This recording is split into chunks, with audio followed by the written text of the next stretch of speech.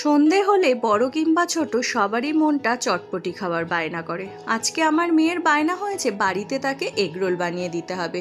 তাই যেমন কথা তেমন কাজ, লেগে পড়লাম এগরোল বানানোর জন্য।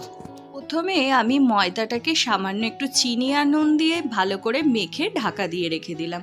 তারপর শসা, পেঁয়াজ আর কাঁচা লঙ্কা কুচিয়ে নিলাম। এরপর ময়দাগুলো দিয়ে লেচি কেটে নিয়ে রুটির আকারে বেলে নিয়ে সেগুলো ভালো করে চাটুতে এপিট ওপিট সেঁকে নিলাম।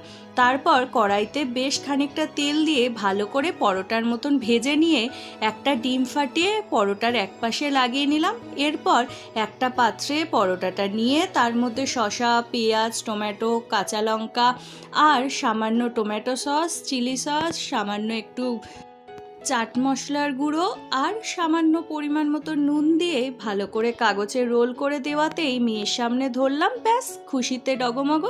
ভিডিওটা ভালো লাগলে প্লিজ সাবস্ক্রাইব।